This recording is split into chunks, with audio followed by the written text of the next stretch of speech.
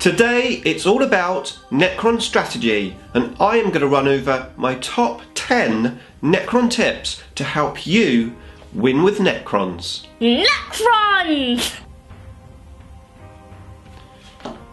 Nick speaking, and welcome to this video. And if you're new to the channel and you would like to keep up to date with the Wonders of Warhammer 40k, then please subscribe and hit the bell button so you don't miss an upload. Okay, so today I'm going to run over 10 Necron strategy tips to help you with your Necrons. Now these tips are in no particular order, so let's have a look at tip number 1.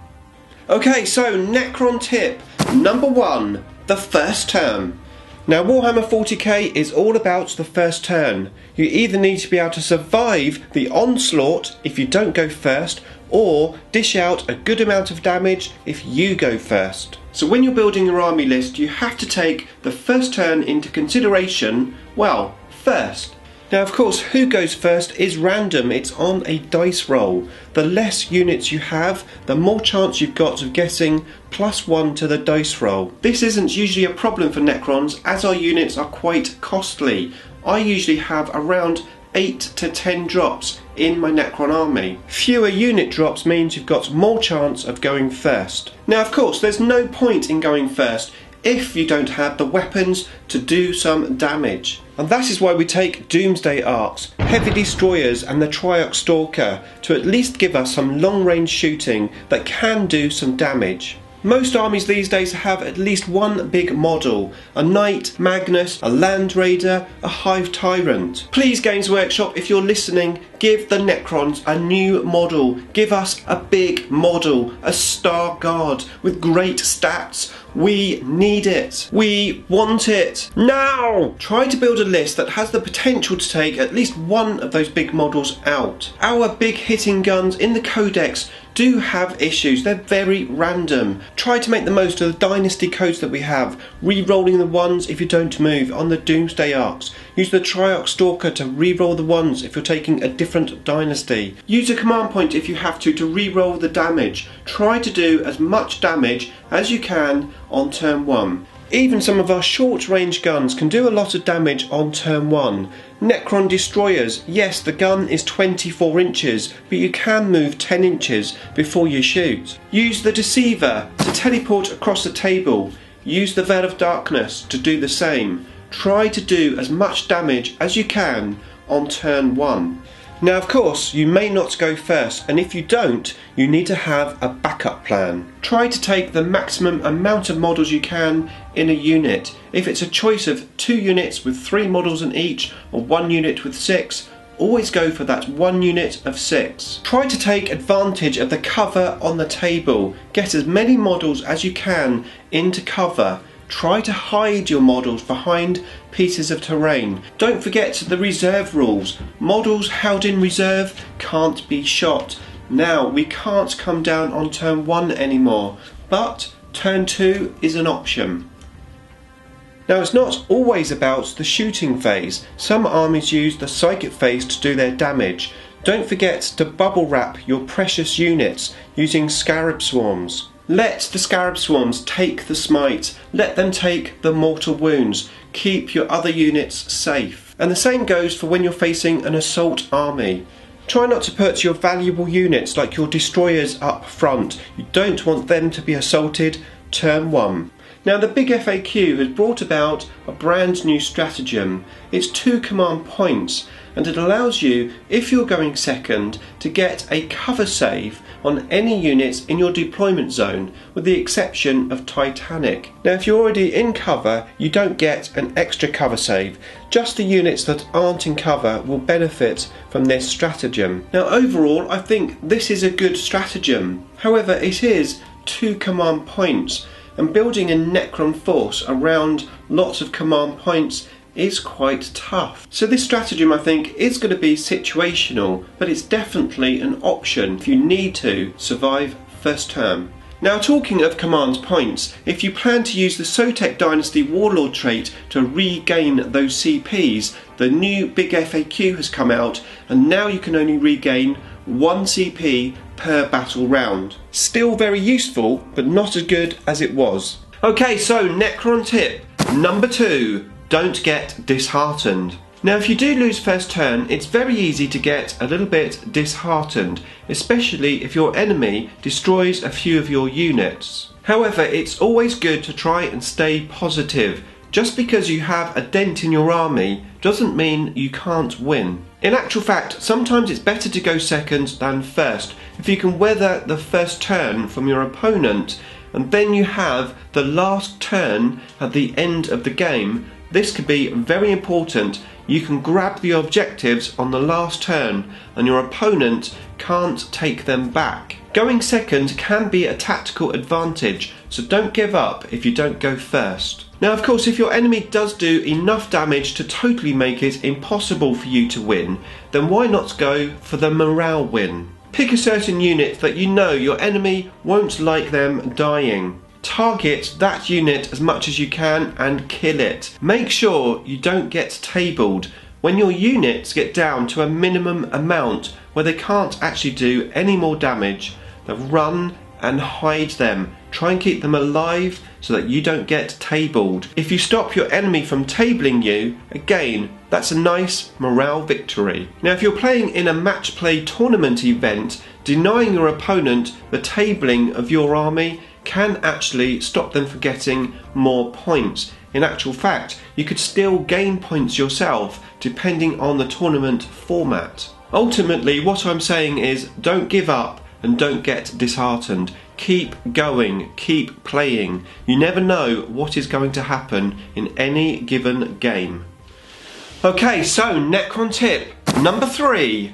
Play the mission. Now some missions are more predictable than others. The ones where you have to grab objectives at the end of the game are the easiest ones to plan for. Especially if you pre-planned where you're going to put the objectives before the game. Now of course you do have to adapt, but knowing which units are going to take which objectives at the end of the game can be very powerful. In the missions where you have to build up points as you go along, it's vitally important that you build up as many points as you can at the beginning of the game with Necrons. And the reason for that is generally with Necrons we don't have a lot left at the end of the game. So try and place those objectives where you can easily get them. Try and put those fast moving units that can go out on turn 1 and grab the points early on as much as you can. Now of course secondary objectives are also very important, especially first blood. Whoever gets first blood means they're going to be 1 objective point up for the rest of the game. Now line breaker is something that you can also plan for, although you generally would have to start to plan for this around halfway during the game. What units do you have left on the table that could potentially get that line breaker point? Are you going to use the Veil of Darkness in the game, or are you going to save it for line breaker? You have to look at the table, look how the game's going, and decide from there. Slay the Warlord, however, is a little bit more difficult to predict. You're going to have to wait and see what happens during the game. But always be very mindful of the secondary objectives. Now remember, you don't necessarily have to kill your enemy to win the mission.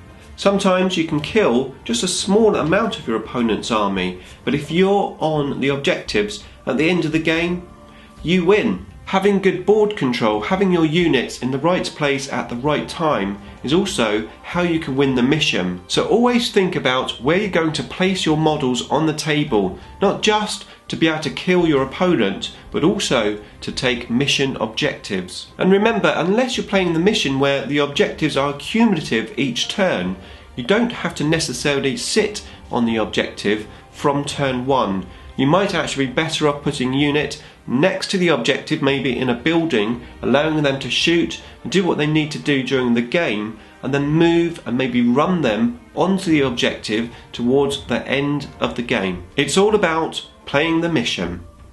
Necron tip number 4, deployment. When you're designing your army list, it's always a good idea to work out how you're going to deploy it.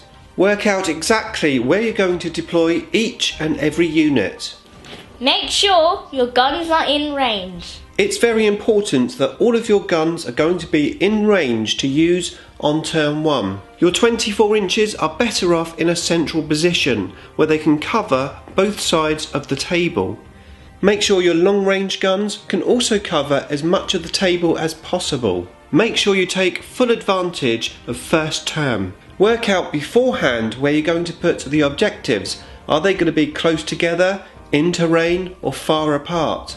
Now, of course, the mission could change your deployment. It's always good to have a plan for each individual mission that you might be playing. And the best way to do that is to know how you're going to deploy before the game. Is it best to deploy in the centre of the table? Or castle up on one side? In some missions, you might be better off with the refused flank, putting all of your army on one side of the table. This can put some of your opponent's army, which has been deployed on the other side of the table, out of range. It also means if they want to attack you, they can't pick you off in piecemeal. They've got to come to your army where all of your guns are ready and waiting. Think about and remember your enemy reserves. Make sure you remember that your enemy has reserves. If you forget that a unit is going to come onto the table on turn 2 or 3, that can cost you the game. There's nothing worse than thinking your warlord is safe when in actual fact you left a big gap at the back for your enemy's reserves to get to him. Now this may mean you have to sacrifice a unit, maybe a unit of scarabs, but better to do that than leave your destroyers exposed to a reserve attack. Having good deployment can either win or lose you the game. Nick, did you tell your lovely subscribers to subscribe to my YouTube channel? Yeah, it's in Docklands. Did you know that? Necrons! Please subscribe. Okay, I'm done. Cut it out! Ah! Okay, so the next 2 tips are going to be quick tips. Tip number 5. Make full use of your stratagems. Work out what stratagems you're going to use before the game. If you've got the data cards, have your cards ready next to your army list, or just write down the key stratagems that you are going to use on your list. Have a plan for each and every one of your command points. Okay, so tip number 6. Don't forget your special rules. It's very important with Necrons that you do not forget any of your special rules. Don't forget to do your RP roll. Don't forget to do your My Will Be Done. Don't forget to call the storm with Imatech. Basically, if there's a special rule that you are forgetting, write it down on your army list, right at the top in a different coloured ink. Do whatever you can to stop you from forgetting your special rules.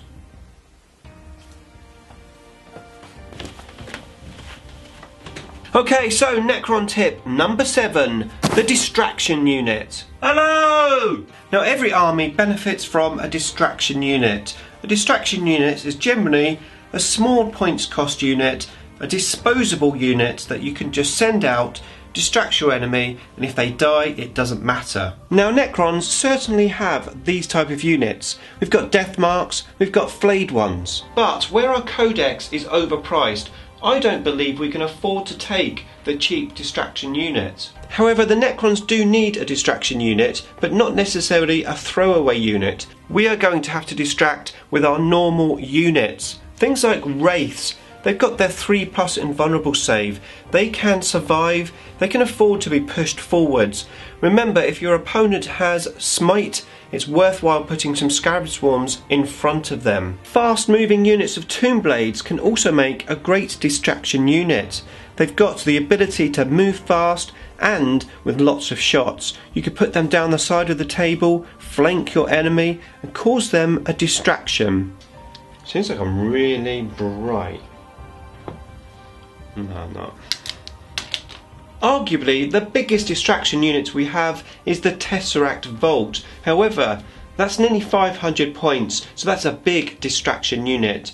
But the point is that if you can keep your enemy busy with one of these distraction units, it gives a little bit of breathing space to the rest of your army. And breathing space is very useful to help the rest of the army survive, to help them get into position to use their shorter ranged guns to take objectives. Okay, so Necron tip Number 8. Think about Paradism. It's quite possible to make some of your opponent's weapons or tactics useless. If you have an army where your opponent can pick the right guns for the right job, it makes his life easier. So for example, if you only took units with 1 wound and your opponent had D3 damage or D6 weapons, those weapons will be wasted on your single wounded models. Now Necrons have a great advantage that we have quantum shielding on some of our tanks. However, if you take tanks that don't have quantum shielding, that makes your opponent's choice of which guns to shoot where a lot easier. So if you had a Vault, for example, all of the D6 damage will be going into the Vault, and your lower damage weapons would be going into your Doomsday arcs where you have quantum shielding. However, if all of your tanks have quantum shielding, then those high damage weapons have no choice that go into your quantum shielding tanks, and quantum shielding is great against those high damage weapons.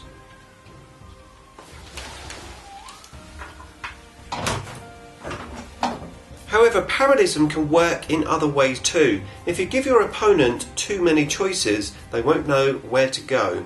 Most people shoot at the nearest target, so if you just send 1 unit of Wraiths up the table, that's what they will shoot. However, if you teleport a unit of Destroyers with the Veil of Darkness, move the Wraiths up, and there may be some Tomb Blades, now your opponent has 3 choices. It makes their job a lot harder, especially when we know that to take Necrons down, they have to kill the whole unit.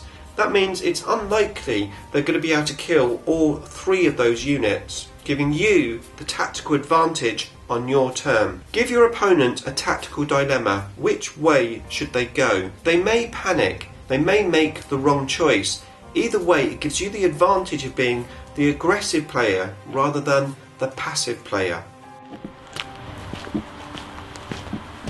Okay, so tip number 9, Reanimation Protocols. Now this is one of the Necron special rules which you would think would give you a massive advantage. And yes, it can be useful. However, most opponents will know how to deal with RP. Your opponents, once they've played Necrons a couple of times, they will know, take the whole unit out, wipe a unit out, and there's a big hole there. Once they've played Necrons a couple of times, they will know all you have to do is kill the whole unit, and then RP doesn't work.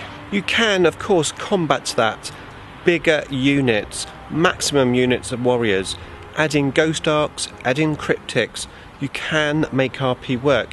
However, my suggestion is, unless you build your whole army around RP, it's actually better to ignore it.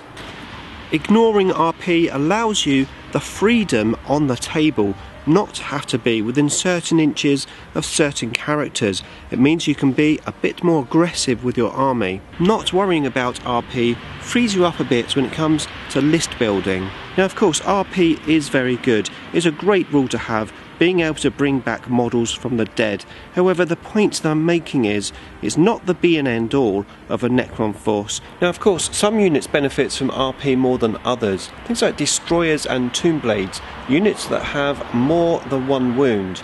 If you get a successful RP roll, that model gets up with their full wounds. Now that is very useful. Ultimately, what you need to do is work out exactly where you want the RP to work and make the most use of it. Okay, so Necron tip number 10, and this is the most important one of them all. I'm not you, by the way. No. Make sure you have fun. Regardless of what's happening on the table, if you're having fun, if you're smiling, if you're enjoying rolling dice and playing with your army, then everyone is a winner. Because let's face it, Warhammer 40k is nothing more than a game. And if you're not subscribed, start now. Hit the Edic Beer icon so you can keep up to date with all of my Necron videos. And if you want to find out more about Necron Core Tactics, check out that video there where I talk about Necron dynasties. Beam me up!